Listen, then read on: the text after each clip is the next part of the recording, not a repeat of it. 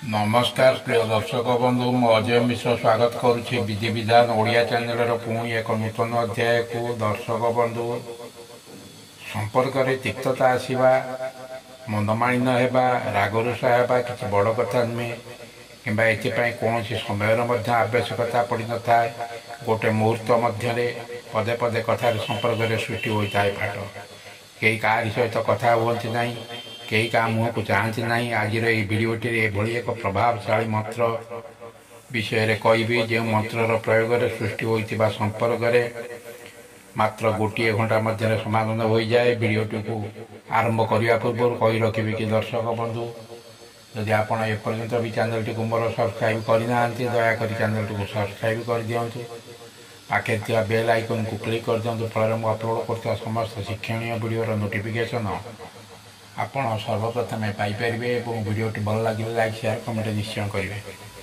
दर्शक बंधु ये शक्तिशाली उपायर प्रयोग आपण जेकोसी समय जेकोसी स्थान में करें तले बसी करूँ चेयर उपर बसी करूँ किसी विवरण नहीं।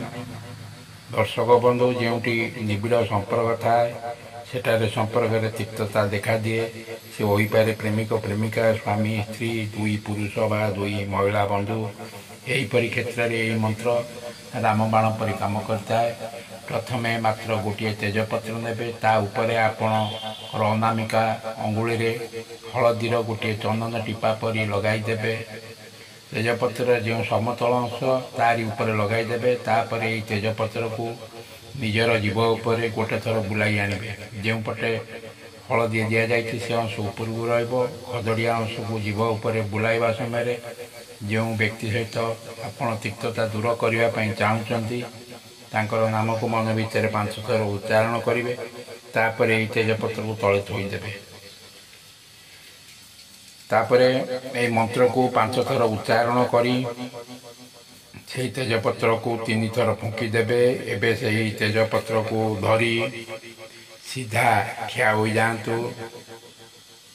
तापर से तेजपत्र को धरी आपण जेकोसी दिग को पूर्व पश्चिम उत्तर दक्षिण जेकोसी दिग को आपण आग को 20 पाउंड जाई जोटी 20 पाउंड हेठार छिड़ा हो जिवे तल को झुंकी पड़ी से तेजपत्र को सेठारे थोईदेवे। एबे यही उपायर कार्य परिसमाप्त हो गला। एबे घंटा देखंतु यही उपाय सरिवार मात्र गोटे घंटा 2 घंटा मध्य से व्यक्ति तांको निज आड़ू कथा हेबाई फोन करेंगे कि निजे आसी आपण को देखा करेंगे।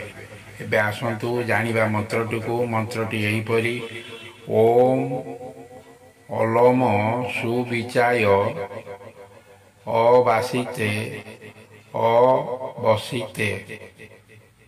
ओम अलम सुविचाय अवासिते अवसिते। दर्शक बंधु वीडियोटी किपर लगे निश्चय कमेंट कर जणाइबे। रहूछि धन्यवाद नमस्कार।